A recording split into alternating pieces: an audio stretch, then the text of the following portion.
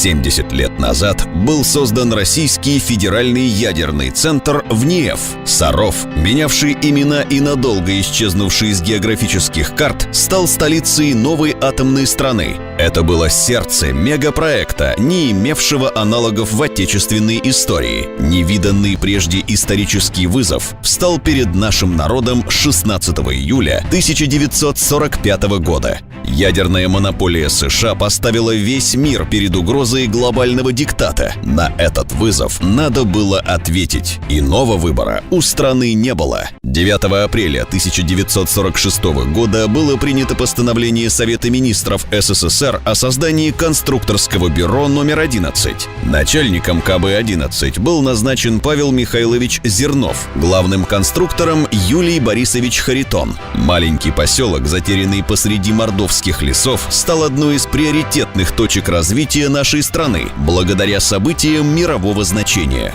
Сюда отбирали лучших со всей страны. Бок о бок работали опытные специалисты, выдающиеся ученые и инженеры, и совсем молодые люди, которым поручали самые ответственные задания. Орденоносцами и лауреатами становились те, кому зачастую не было еще и 30. Давайте вернемся в ту атмосферу 1945 года. Страна-победитель, страна, которая реализовала главную задачу этого периода. Этой задачей жили все люди.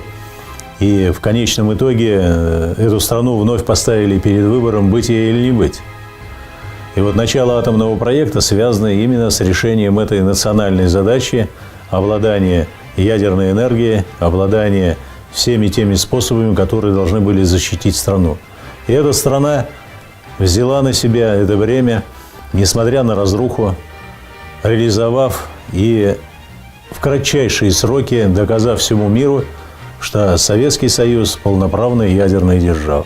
Именно здесь, в условиях напряженной работы, сформировалась команда патриотов, ученых, новаторов, силами которой в кратчайшие сроки был создан ядерный щит Родины. 29 августа 1949 года на Семипалатинском полигоне можно было воочию убедиться, что ученые и инженеры шли правильным путем. Это развитие всего цикла от научных идей, от геологоразведки, от переработки, от технологии изготовления, технологии серийного изготовления и до утилизации. Все было реализовано в этом атомном проекте. РДС-1. Почему один? А потому что за следом один идет 2, 3 и, видимо, еще много проектов будет, которые также реализуют эту часть. Уже 12 августа 1953 года Советский Союз первым в мире испытал термоядерное оружие. Появились новые задачи – совершенствование ядерных вооружений, улучшение их надежности, эффективности, безопасности. В 1967 году КБ-11 стал называться ВНИЭФ – Всесоюзный научно-исследовательский институт экспериментальной физики. В 1992 году РФЯЦ ВНИЭФ получил статус Российского федерального ядерного центра. Роль ВНИЭФ как гаранта национальной безопасности становится очевидной. Город приобретает качество территории, имеющей все условия для развития отечественной интеллектуальной элиты и научного сообщества. Проект превратил вот этот поселок с 3000-ным населением в глуши средней полосы России в цветущий город Саров со 100-тысячным населением, с его сегодняшними и завтрашними перспективами. На протяжении десятилетий Российский федеральный ядерный центр ВНИЭФ сосредоточил уникальный потенциал. Главное в нем – это люди, квалифицированные, знающие, ответственные, любящие свою страну и свой народ. Сегодня ядерный центр в Сарове является флагманом атомной отрасли России, одним из ключевых научно-технических центров мирового значения. Это передовые технологии, мощная научно-производственная база. Здесь есть все возможности для воплощения научной мысли, применения творческого потенциала на благо города, отрасли, страны. За 70 лет в Саровском ядерном центре сумели сохранить и многократно приумножить уникальное наследие предшественников. Вот этот дух